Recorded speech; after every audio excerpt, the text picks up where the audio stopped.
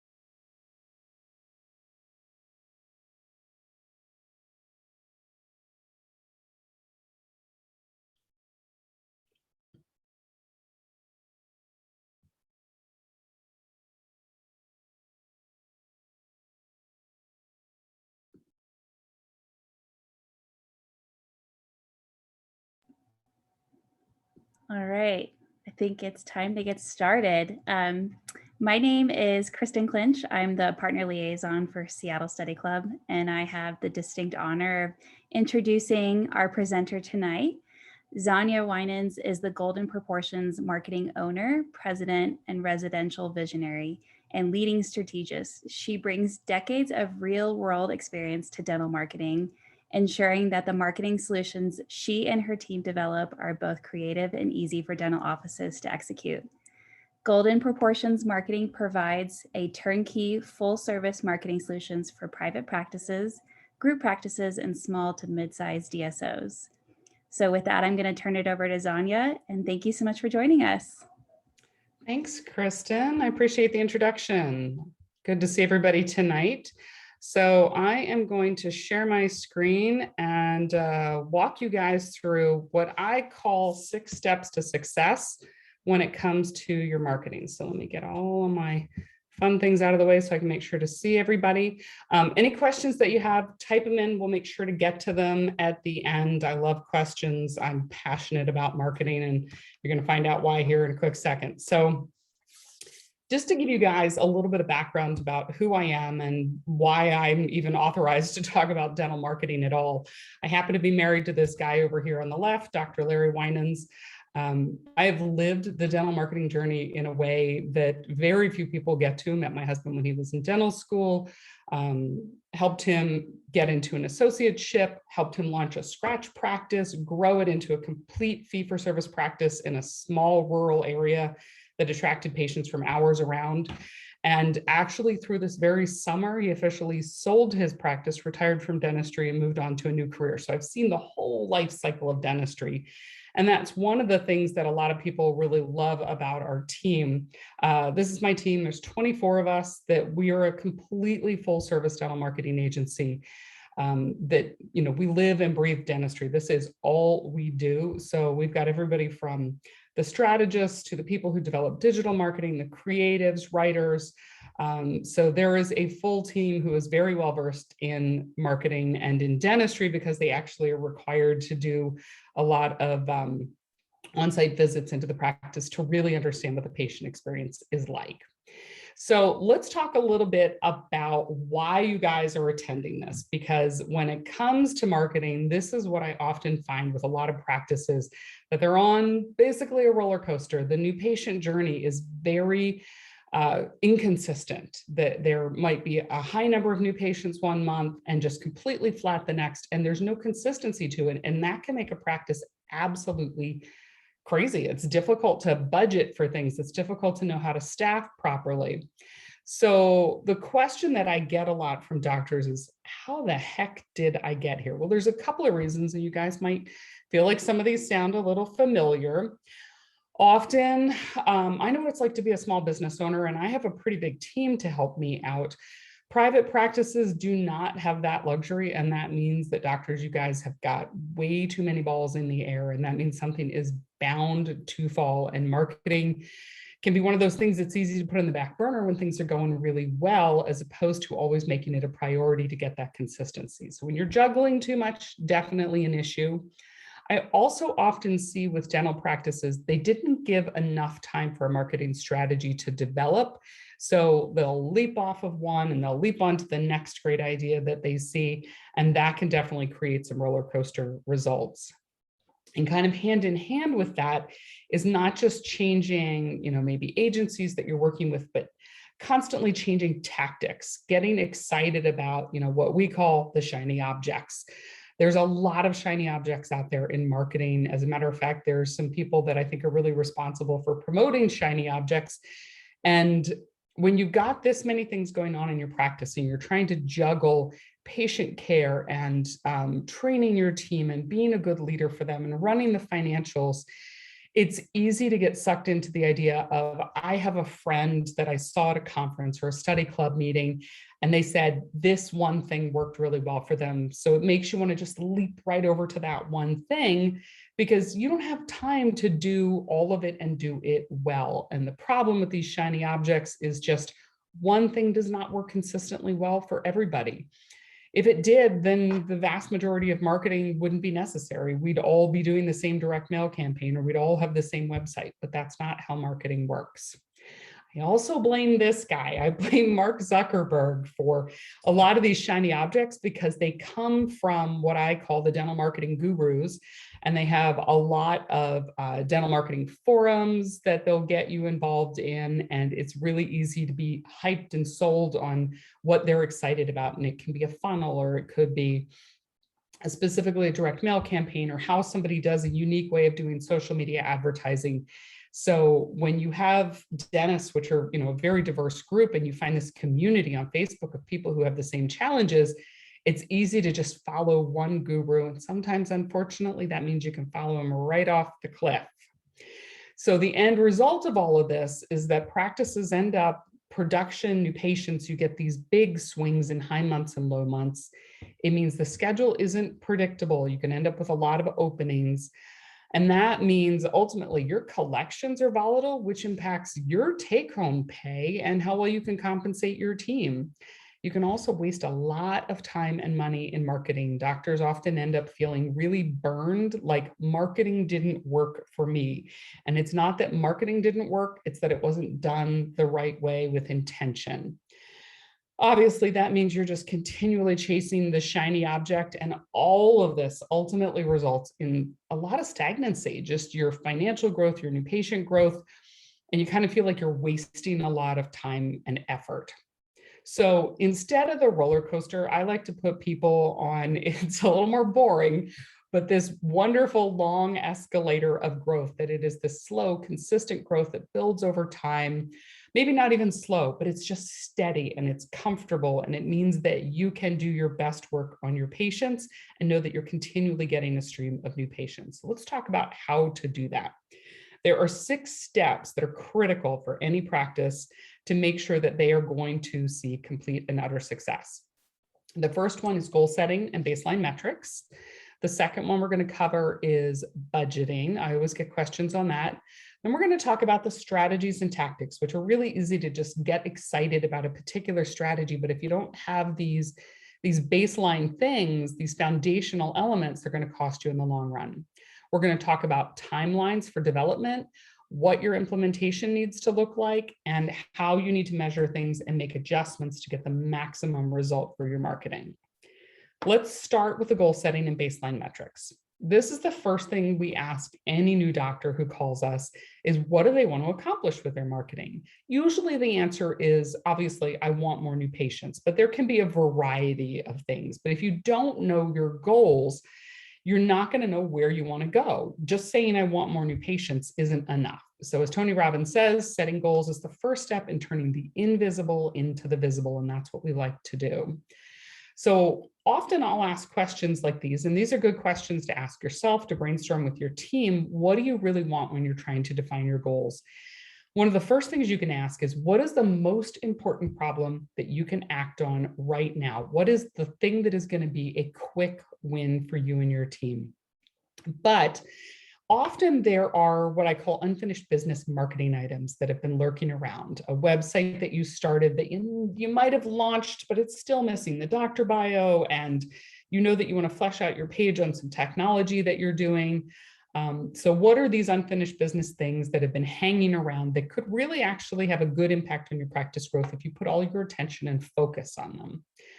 I like to ask, what are the 3 biggest aspirations for your practice? And maybe it isn't just new patients. Maybe it's that you only want to work 3 days a week, or you want to bring in an associate so you can spend more time with your family or have more family-friendly hours. But if you don't know those aspirations, you don't know what we're aiming for in marketing.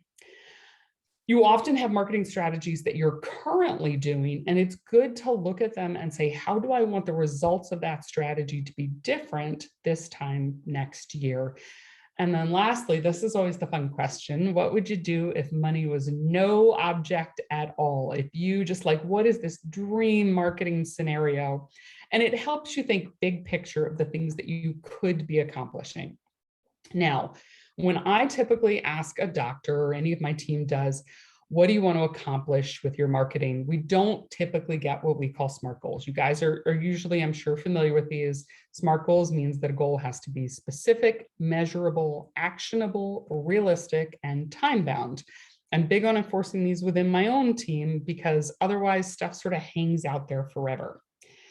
So when we ask doctors, what do you want your marketing to accomplish? These are the types of goals that I usually get. And they're kind of vague. This is very common. I want more new patients. I want better quality patients. So let's talk about some ways how you might make these much more specific. So instead of saying, I want more new patients, a SMART goal would be, I want to average 30 new patients a month by the last quarter of 2021. Instead of just saying, I want a better quality of patient, you might say that you're going to target market to really specific high-income zip codes that are around you. Generic things like saying, I want my patients to accept more treatment. Let's be specific. What percentage of treatment do you want your patients to accept from the time that you've diagnosed it? And another vague goal, often, I want more implant cases. Let's be specific. I want to start 25 new implant cases by the end of the year. But what's really important once you set these goals is to do kind of the gut check.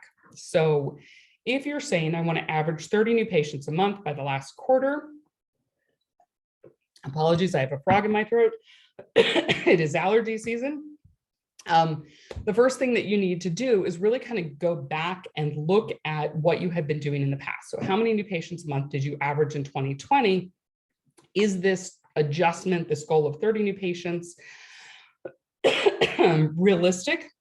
Is it something that's actually going to be accomplishable? So is it realistic? Is it actionable?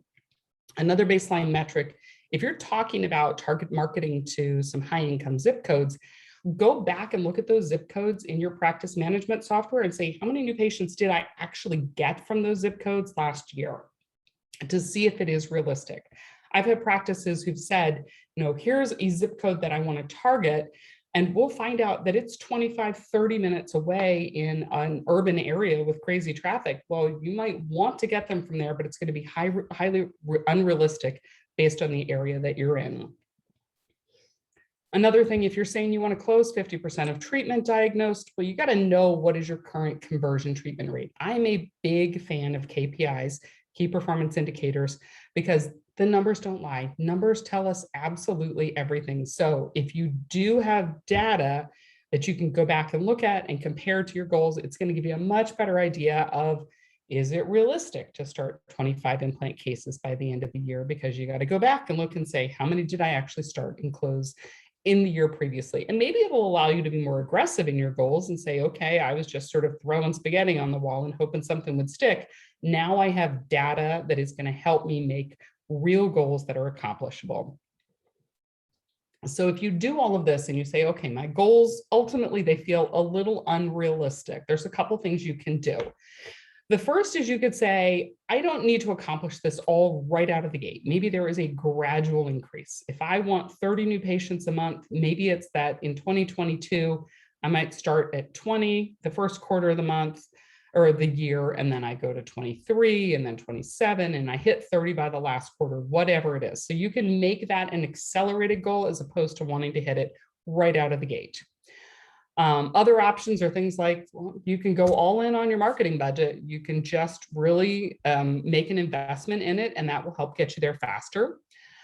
Sometimes you might need to choose less goals, or I like to go all in on just one or two goals in the beginning and really see an impact where we put all of our focus, and then it kind of motivates you and inspires you to move towards the next goals. And then the last thing that you can do, I love getting teams involved. Teams are definitely financially focused right now. We know how hard it is to find talent, how hard it is to keep talent. So incentivizing that team and saying, we are all working towards one goal, give them a reason to be excited about this with you so that they buy in and everybody is moving in the exact same direction. Now, you've set these goals. The first thing that you have to do is kind of build a dashboard that says, here's where I am and something that I can track. I'm a fan, and we use these with all of our clients, of what we call both leading metrics and lagging metrics. So a good example of a leading metric, because the leading metric drives the lagging metric, a leading metric might be new patient visits to your website, or new website visits, I'm sorry, but the lagging metric might be the actual new patient calls.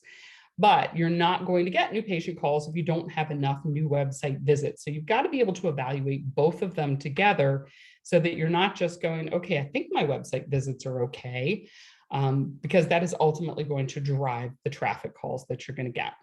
So you've got your goals, you're going to document your baselines.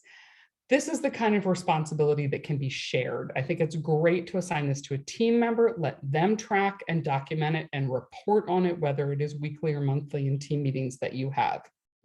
Now, this does not mean you have to have a fancy dashboard. If you're using something like Dental Intel and you can set goals within it, great. I don't care if you just put it on an old-fashioned spreadsheet in Google Drive. Basically, what matters is that it is written down and that someone is updating it, because what we focus in on, what we pay attention to, is what we are going to improve, and the numbers don't lie. So let's talk about the second part of our steps to success, and that is budgeting. I get asked this question all the time: how much should I spend? If you're a practice that is on what I kind of call cruise control, you've been in practice for 25, 30 years, you've got completely consistently full schedules, you can't completely forget about marketing, because 8% of the American population moves every single year on average. And we know a certain percent of the population is going to die, especially when you've got an older, very restorative focused practice. There's a little more likelihood to lose older patients. So if you're just on cruise control, you're still going to want to allocate about 2 to 3% of your gross collections towards your marketing, just to keep refilling those people that are cycling out from moving or passing away.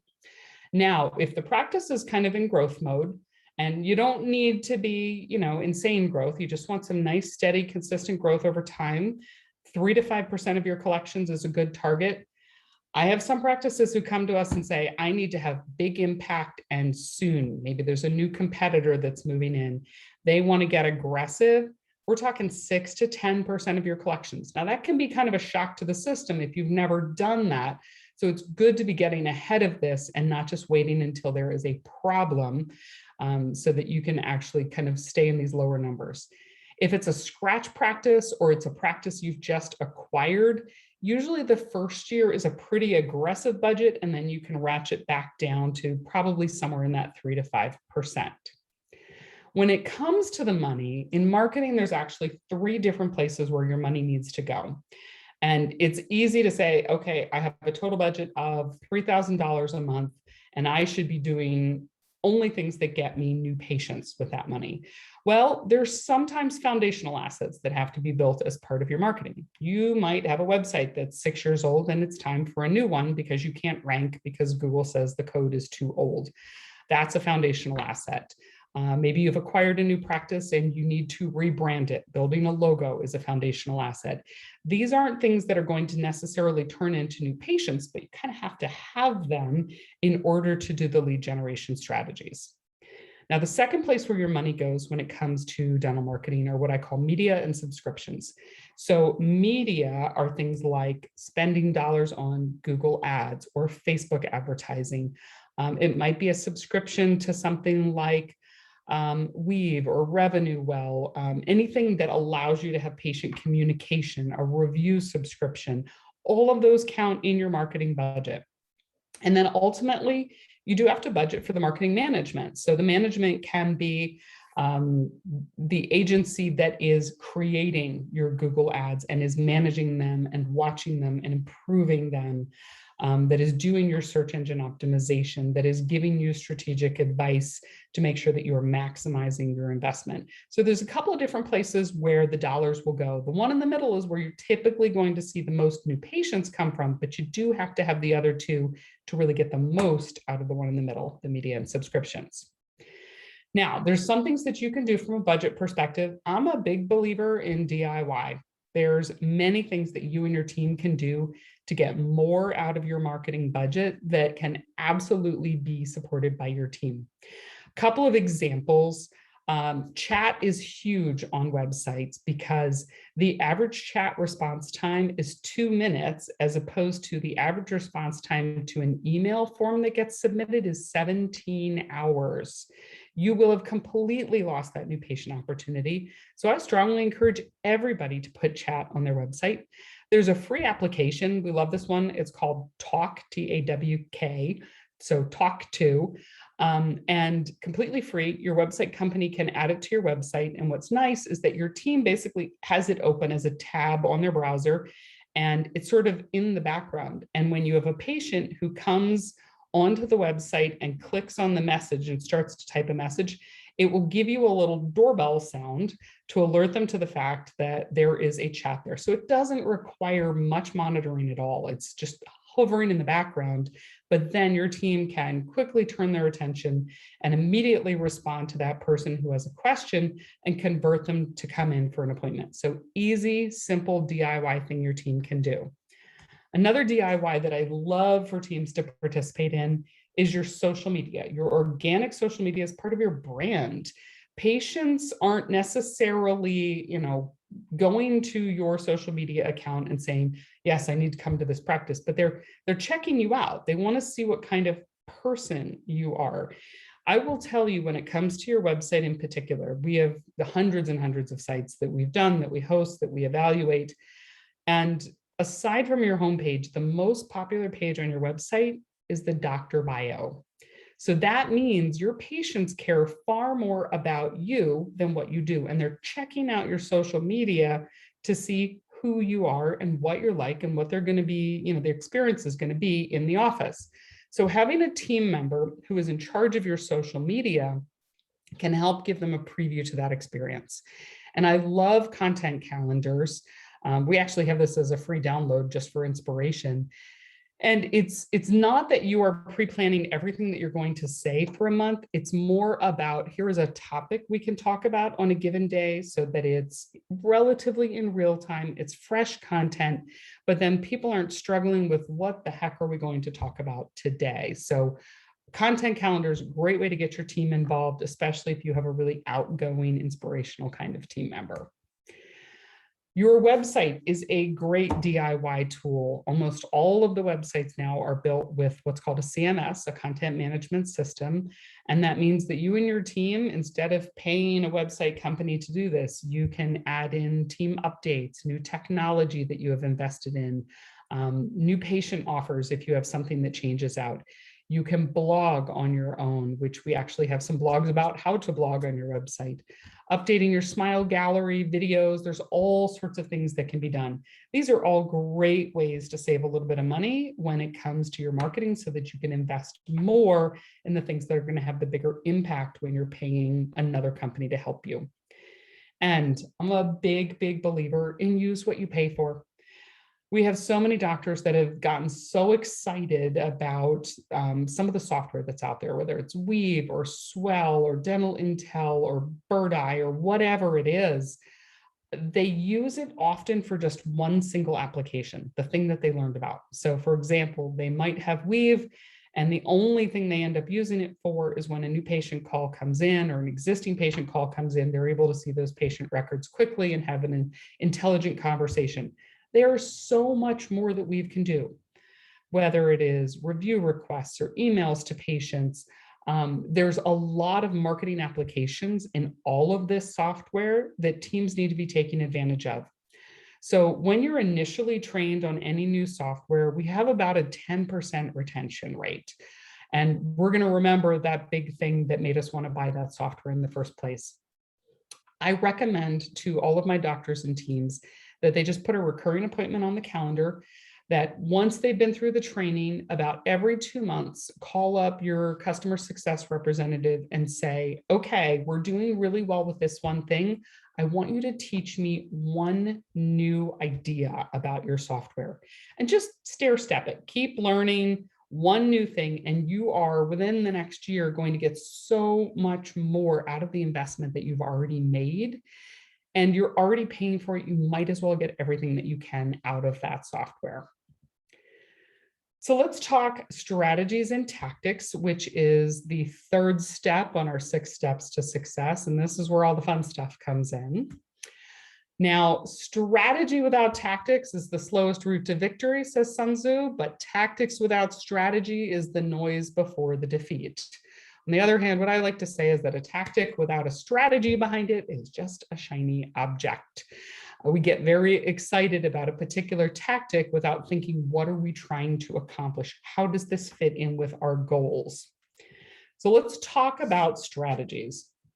You may be familiar with the marketing funnel, very basic concept that is used in any business that is doing marketing.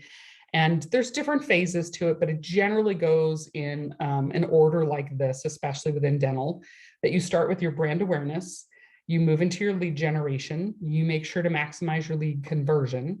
Now we're talking dentistry, so patient experience as opposed to like a new sale experience, retaining the new patients that you have brought in, and then getting them to advocate for you, whether that's reviews or referrals or anything along those lines. All of these stages are important. However, what I see an awful lot of doctors do is they want to just jump to the second level of the funnel, and they think that's where all of the money is. So why should I bother to spend my time creating brand awareness if that isn't going to directly and immediately lead to a patient? What happens is your patients are going through this marketing funnel, whether you're catching them in the lead generation stage or not. So if you have not taken them through brand awareness, the odds of them latching onto your lead generation strategy is much smaller because there isn't this familiarity with who you are and what your brand represents, which means they're not going to move to the next stage of conversion and becoming a patient and ultimately sending new patients to you. So it's important, and we develop all of our marketing plans this way, that we don't want to just focus on making the phone ring, because you actually end up losing a ton of opportunities this way. It's important that you go through the order and that each one leads the patient to the next step. You're going to get stronger patients, you're going to get better quality patients, and you're going to get a much higher return on your marketing investment. Now, I'm not going to be able to get into each and every one of these things, but I wanted to take you through, here's typically what types of things might be included in, let's say, brand awareness. Your logo design. Logos are not something that need to change on a regular basis. They might need to be updated if they're feeling dated after 10 years or so. But having a good logo and being able to use it on all of your brand awareness materials, so your signage, your collateral, just anything that gets you out into the community. Brand awareness also comes from just interacting, doing networking, going to local affairs and events, whether it's a health fair or just a community fair. Just glad handing out in your community is great brand awareness. Social media, also another example of brand awareness. Often I know doctors tend to think of social media as, this is where I can get new patients. You can to an extent when it comes to social media advertising, but organic social media isn't meant to generate new patient leads. You're going to get a couple by sheer dumb luck, but it is meant to communicate who you are, what your brand is, what you represent before somebody decides to engage with your lead generation strategy. So a couple of examples. I am a big fan of doing brands that don't just scream a toothbrush or a family holding a toothbrush. There's so much more to what you do. And you should get an impression of a practice when you're going through all of this branding opportunity. You know, what are we trying to communicate? And then that brand should be communicated on everything that you do. It needs to be on your website, on your collateral. It can be on the uniforms that your team wears, on the giveaways that you have. Another way to do great brand awareness, I love community events. This is a practice we worked with out in the Chicago area, and they are a family practice. They actually do a lot of specialty dentistry. They do a lot of implants. They do a lot of cosmetics, but they want the community to be aware of who they are. And they've done an annual Easter egg hunt for the community that you can see takes place in a local park. And there's just literally thousands of Easter eggs.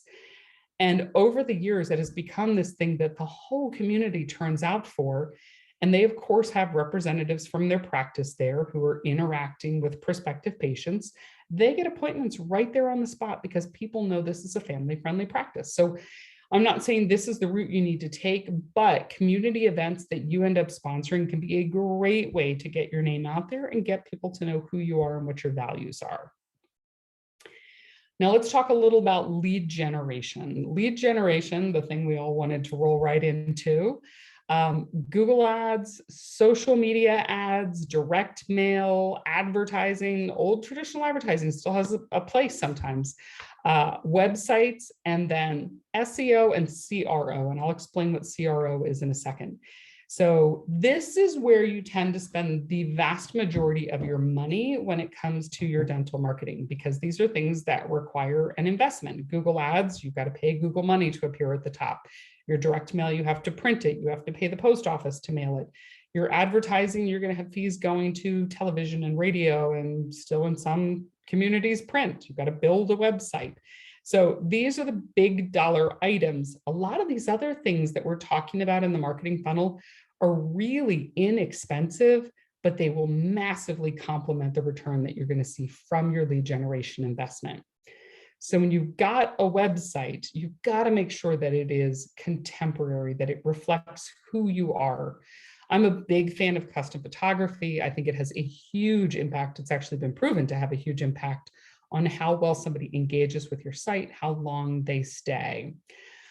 Traditional advertising is not dead. In a urban community, we're actually finding direct mail is getting a whole new life, because it can be very difficult to rank online. Let's say you are in downtown Chicago and you're a relatively new practice and you're trying to rank against practices that have had websites and great SEO for 20 years.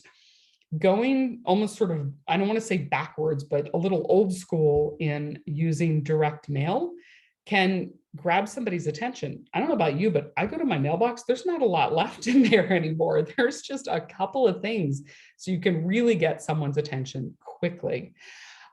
Great brand awareness can also come through your advertising with things like billboards. Now it's going to be harder to create a direct correlation between how many new patients came from a billboard, but easy way to grab somebody's attention when you've got great billboards in the right area with messages that really stand out.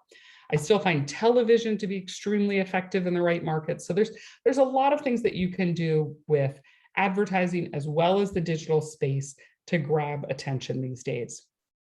Now, I mentioned search engine optimization. Yes, if you've got a website, you have to invest in search engine optimization. It's a long-term strategy. And I believe that SEO is probably one of the most cost-effective things that you can do. Usually after 3 or 4 years of someone doing SEO, we see a return on investment 25-to-1 or higher. It's extremely high. It is completely worth the little bit of time that it takes to get to rank, because then it's just a new patient feeder forever and ever. But SEO is only half the battle. So we tend to spend a lot of time and energy caring about, am I getting to the top of page 1 for dental implants near me, or whatever that term is that we really care about. But if someone clicks on that link and they go to your website and they don't take action, if they do not convert, if we don't get them to do what we want them to do, you have wasted all of that effort in SEO. So CRO, which stands for conversion rate optimization, this is huge. Not every agency practices this. This is something we actually study extensively. We put heat mapping on our website so that we can see what the user experience is like and make improvements on a website, so we can see where someone might be getting frustrated on what they call click. They actually call it click rage, where someone is clicking on something that they think is an actionable button and it isn't. So now we know we might need to change something in the design to make it more user-friendly so that we can get somebody to convert into a call, an online appointment, a form submission, whatever it is. There's actually a great checklist on our website. If you go to goldenproportions.com and then click on the resources tab, we have a lot of free resources. This is a good one. This is kind of like a quick down and dirty conversion checklist that you can check against your own website to make sure that you're doing some of the most important things necessary to get all of those SEO leads to turn into appointments. All right, now making the phone ring is also only half the battle. There's a lot of half battles going on. Lead conversion is huge. And the only way you're going to know if you are converting your leads is if you're investing in call tracking. This is something that's really important to involve your team in. I don't usually recommend that this be done blind and surprise your teams with it. It should be something that is seen as an opportunity for all of us to understand how to do a better job of understanding what patients need so that we can help them convert to appointments with us. Often when you do the call tracking, you're going to find out that your team would benefit from call conversion training. We have great trainers that we match people up with. They don't work for us. There's some fantastic trainers out there. But if you put all that effort into making the phone ring and you can't turn that into an appointment, that's wasted marketing dollars. So investing in lead conversion is big.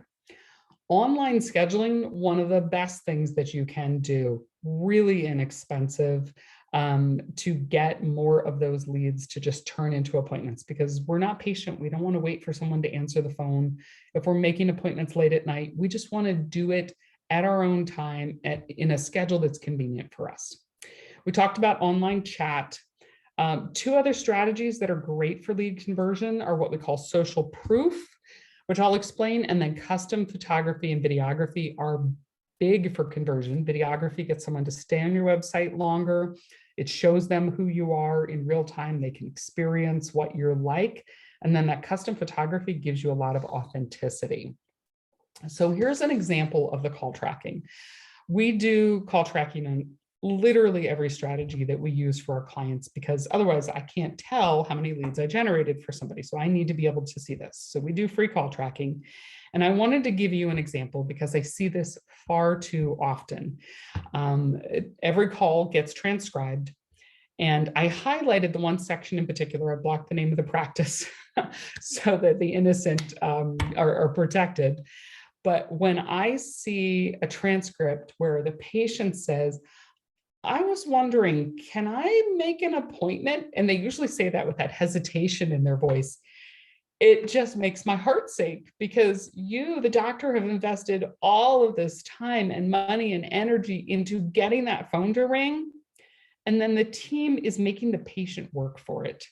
And the problem becomes often the patient doesn't ask at all. So until you are listening to your calls and you're understanding what pain points your patient has, and what objections they might have and how your team is handling that, there's no way for you to know what you need to improve.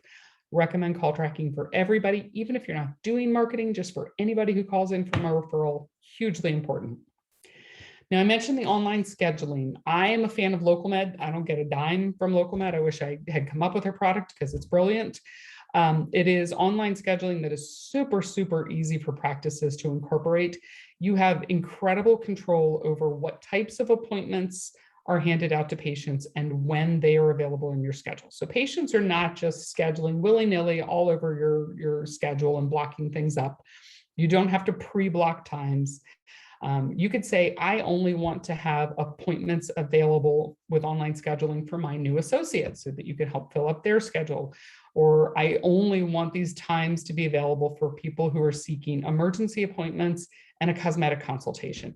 Whatever your specifications are, you can really dial this in. We're not letting patients go online and, brand new patient who's never been in before and say, I'm scheduling for a crown. We know they have no idea what they need. So there are very clear limitations on what types of appointments can be used, but big fan of LocalMed. And the thing is, there's so many creative ways to use it. It should be on your website. It should be on your landing page. You can actually put it on your Google My Business listing, as we have featured here.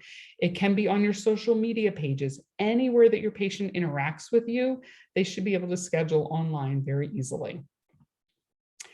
Now, that custom photography and videography, we have really noticed the impact when it comes to conversion on a website, because again, like I mentioned, your patients that are on your website or prospective patients, the second most popular page is the doctor bio. And then after that is the team bio. They want to see the people who are taking care of them. And if you're using stock photography and some boring headshot of you against a white wall, that doesn't tell that prospective patient a lot about who you are. You can see the personality coming out in this team. This is Dr. Peter March, been a longtime client of ours, huge results. And the custom work for him really made a big difference in the people in the community getting to know who he was and being able to trust him. It really improved his conversion. Now, the fourth stage of the marketing funnel is the new patient experience. This can involve any number of things. And again, just to emphasize, this does not mean you should do everything that is in this list. These are all just ideas to improve your marketing results and how to incorporate things in the new patient experience. So it can be everything from a new patient packet. Older patients still like something tangible to hold on to. Branded forms. I love emailing a video to brand new patients that's an overview of here's what to expect. Here's what our building looks like. Here's where you pull into parking. When you walk through the front door, here's who's going to greet you. Kind of give them a preview of that experience. It takes away some of their anxiety. We believe in the white glove checklist, which I'll show you in a minute, to create that exceptional new patient experience, and really getting good training for your team in terms of creating kind of that concierge experience for those new patients. That's going to help someone say, I made the right decision coming to the practice. So quick example of some internal marketing collateral that is branded to a practice. This is the white glove checklist I mentioned. Again, also you can download it from our site. This is something where you can give this to patients, trusted patients, and have them give you really honest answers about the things I think we all get immune to. Practices that we've been to before, you kind of pull in and you noticed that the paint is a little chipped around the door, and there's a burned out light bulb that when I'm laying in the chair, it's the only thing that I can stare at. And it's not really easy or quiet to check out. And so when you involve your patients and say, are we doing everything that we can to really give you the best possible experience? They feel listened to, they feel cared for, and you're going to learn some things that are going to help you just tighten up that new patient experience. So every other new patient who comes in has a fantastic visit with you. Retention is the fifth part of the funnel. And that can happen, retention, if you don't shut the back door in your new patients, all of those marketing dollars just get cycled in and out every year. You can lose more patients than you gain in a year if you are not really focusing on retention. So I love reactivation, email and postcard campaigns. There's some great outreach services that can do this for you. I know how tight staffing is right now, that's something there often isn't time for. Email newsletters, great thing if you're using, Solution Reach or Revenue Well or any number of those. There's templated newsletters that can go out to stay in contact with patients so that you have top of mind awareness with them. Old trick that I loved, I got this from Solution Reach probably 15 years ago, sending out and recording kind of a custom birthday video from the team that gets text messaged or emailed out to patients on their birthday. These are great ways to create retention with patients. We all want to be recognized for important milestones in our life. So when you're doing a retention postcard, not just the same old boring, you're overdue for your appointment. We've got to do something that grabs their attention these days because there's a lot that's competing for their attention. So whether you're sending this by email or text message, it doesn't just have to be text. It can have some personality to it that reflects who you and your practice are. I mentioned outbound services. And again, I don't get a dime from any of these. I just believe in a lot of these services. Callforce is a great one. Corey Pinniger owns the company, and they are fantastic at scheduling. So if you have overflow calls because you guys take lunch and you have to turn the phones off, but you're missing new patient calls, they can cover for you. If you have a list of patients who are 12 to 18 months overdue since their last appointment, they'll do all the outreach for you and keep calling until they get an answer. And there's just a nominal charge per patient that they get scheduled. One of the better services that you can do, especially if you're short-staffed right now. Support DDS also does some similar things. They are also a fantastic company. And then the last part of the new patient funnel, once we put all this work into getting them into the practice, we have to get them to be so excited about their experience with us that they advocate for us. This is the best marketing dollars you're going to spend because these patients are bringing patients for you for free if you just expend a little bit of personal effort here. So reviews are big. So whether it is, requesting a review personally, or it goes out through an automated service like Swell or Bird Eye, the number of reviews that you have, reviews are critical for them choosing who their new dentist is going to be. Making sure that you have an active referral request program, that it is personally coming from you, the doctor, saying, it would be a personal favor to me if you would hand this card out to a friend of yours who is looking for a new dentist, because we love patients just like you and we want to see more of you. You can still do contests when it comes to referrals. You're not doing a direct one-to-one, I'm paying you for a referral that comes in, but everybody who sends us a referral for this quarter is being entered into a contest to win this great night out on the town or spa time or whatever it is. And then when it comes to advocacy, the best thing you can do in terms of testimonials are video testimonials. Getting your patients to come in, hire a professional video crew, and have them do a couple of minutes of filming with each patient to get those choice nuggets of why did they choose your practice? Why would they tell their friends about it? Because this is social proof right here. This tells a prospective new patient that they're not putting anything at risk by coming to see your practice, because other people have tried you and they love you. I'm a big fan of video testimonials. You can use them on your website. They can go out in email. They can be used on social media. There's a lot of value to them. I wanted to bring up one thing in particular about reviews, because I do get asked a lot about reviews. And there's something that I call the 4 R's of reviews. When it comes to reviews, it's not just how many reviews do I have, quantity. There's a lot more to it. Google in particular is evaluating your reviews on how recent they are. So if you went through this big spurt of reviews 3 months ago and then they kind of went dead, that's something that is going to impact how well you rank in local search on Google My Business. They are looking for, is this regular? They would rather see you have 2, 3, 4 reviews a month than a burst of 10 and then absolutely nothing. So they want that steady stream. They're looking for relevancy. Google is actually reading your reviews and they are indexing the comments because they are looking for, first of all, is the review actually talking about your product, your dentistry, and the care that you provide? They want to make sure these reviews are relevant, so they are showing the right reviews to someone who is searching for your services. And then Google is looking at your responsiveness. If you are getting reviews and you are not writing a thank you or some sort of acknowledgement to every single review and quickly, like within a couple of days, it is telling Google you don't care about the patient experience, and that is going to impact how well you rank. Reviews are actually the second most important factor in how well you rank on Google My Business. There's other things that are involved. It comes, with your SEO and some other things, but Google cares about your reviews, and I know you guys care about how high you rank. So pay attention to your reviews, make sure that they're coming in steady and regular, and that your team members are writing responses.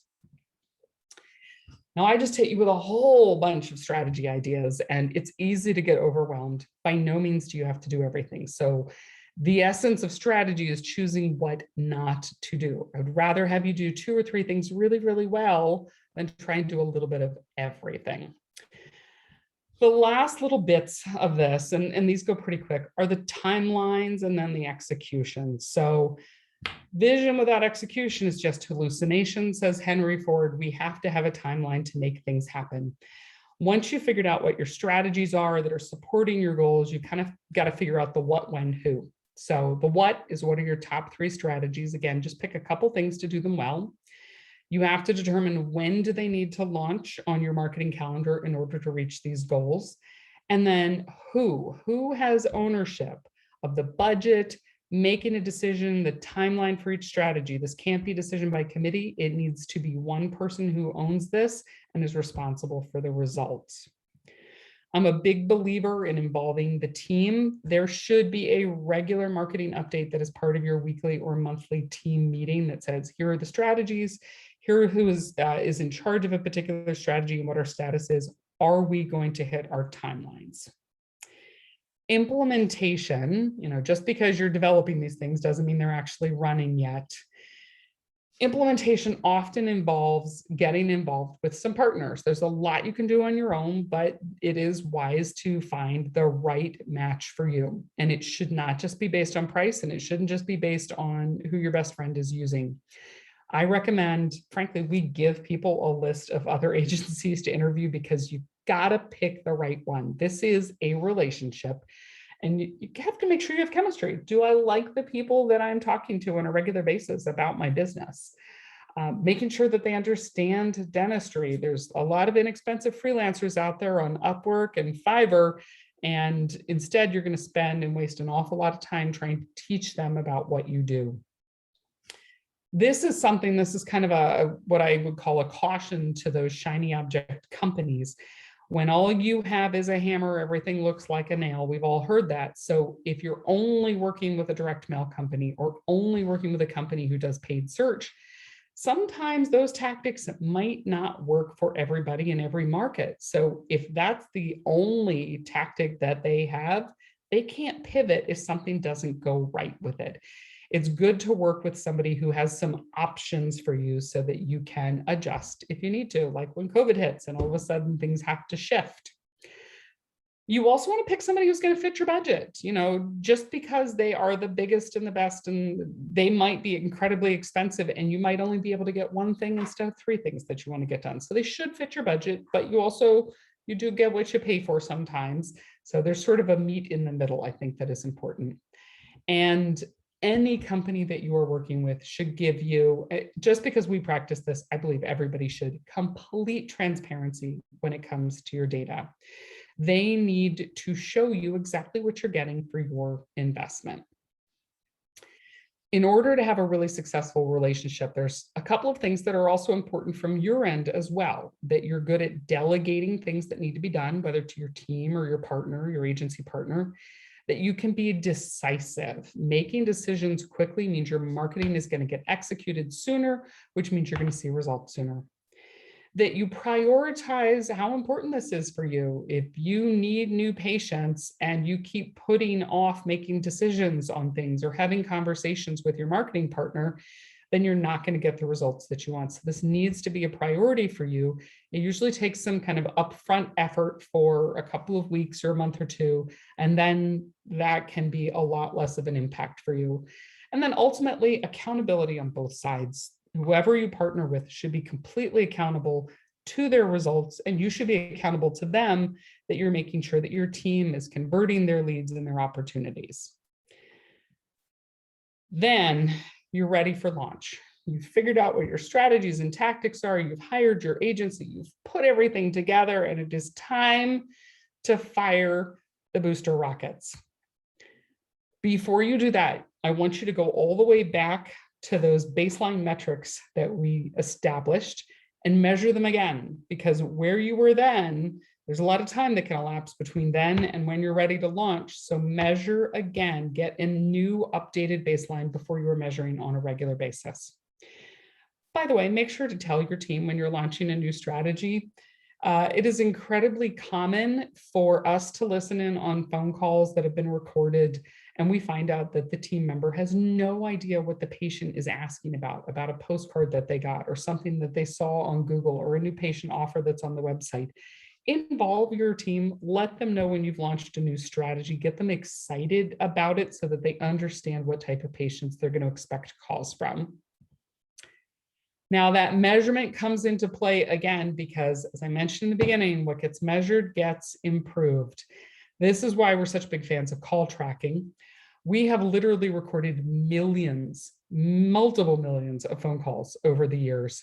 And the reason that we do this is we discovered how many calls go unanswered. 35% of all calls, and this is whether it's from a marketing strategy or just coming into your office, go to voicemail. And of the ones that go to voicemail, 75% of those callers don't even bother to leave a message. You might think that your patients are leaving you messages because you're hearing the few that do come through. What you're don't hearing is the cost of missed opportunity, which is hundreds of thousands of dollars of potential new patients a year.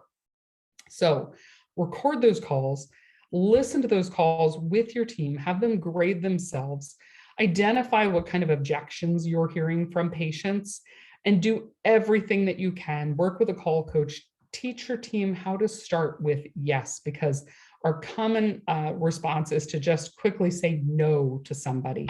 Do you take this insurance? No. Instead of, yes, we have a lot of patients who take that, who have that insurance, and here's how we help them get the most out of it. So listening to these calls really will help you to understand what these prospective patients are struggling with, what their pain points are, so that you can become their provider of choice. Now, we use a proprietary piece of software called Smart Market Dental. We measure all of this automatically for every client. It connects to your PMS so that we can tell you the exact cost per lead, cost per new patient, and return on investment. Because if you don't have that kind of data transparency and you just think you're getting something good, you're probably losing a lot of opportunity. I like transparency because it holds us accountable to a higher standard, and it also holds you and your team accountable to a higher standard, and everybody wins. Now, when you got all this information, it's really easy to make the right decisions, because if you are documenting your results and you're reviewing them monthly and you're using call tracking and you give it enough time to work, then the dashboard's going to tell you if it's time to shift a strategy and you need to pivot. You're looking for trends on things, not these major spikes in how something has performed.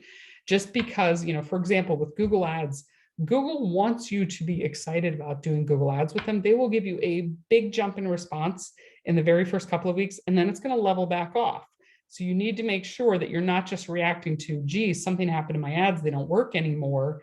What you're looking for are the long-term trends before you make any decisions to pivot on your strategies. So this is just a quick reminder for you guys. Please go to the website, goldenproportions.com/resources. You just click on the resources tab. We literally have dozens of free resources, great guides, all completely free. We recommend a lot of people download these. It's a good way to see how well your own work is doing and to give you some good sort of DIY information. But not everybody wants to do it on their own. And I would be remiss if I didn't get this question all the time, that I don't know how to take all this information and put it together. We do a lot of marketing plans in the fourth quarter, which we're about to walk into in a couple of days. It's going to be October on Friday. I can't believe we're there already. So we develop comprehensive marketing plans for practices just like yours on a daily basis. And those strategic plans will help you identify your goals and figure out where you're going to go. It's going to give you a competitive analysis. It's going to look at your own website and your online presence. It's going to fix your budget. It's going to help you uncover all of the things that you need to do to really reach those goals. And you'll have a marketing partner who will support you in that. We've been doing this for over 20 years. We have helped literally thousands of practices. And like I said, live and breathe this every day.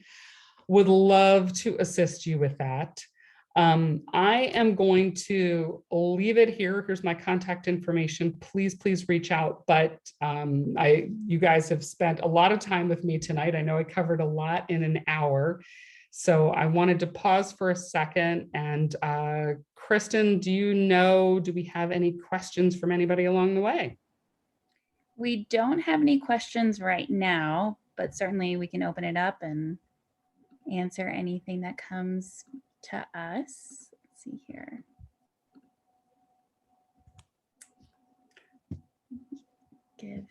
Give it a minute or so. No problem at all. So hopefully this was helpful for everybody who was sitting in on it. As you can tell, I'm really passionate about marketing. I've been doing this for dentists for 20 years, and I've just learned so many things along the way that I love a good informed dentist because they make smarter choices. They get better results. Okay, it looks like we do have a question. Let me find it. Chris, thoughts on Medento? So Medento it's relatively new and I'm not super familiar with it. Is that online forms? Do you have any information on that? If not, actually, Chris, since I don't have a lot of information on it, how about this? I've got your contact information because I know you're registered. I'm going to look into it, talk to my team because they deal with it a lot more directly, and I'll shoot you a response tomorrow if that's okay. Any other questions I can help you guys with?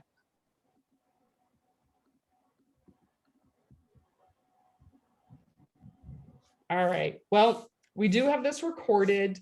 It is going to go out by email to everybody tomorrow morning. So if anybody missed it, they're going to get it. But for those of you who were with us tonight, please take a look at this again. I'm sure you can get writer's cramp with all the information that comes at you.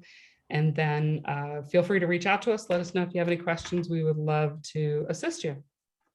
Thank you so much, Sonia. We really appreciate it. All right. Thanks, Kristen. Take care. Take care. Bye.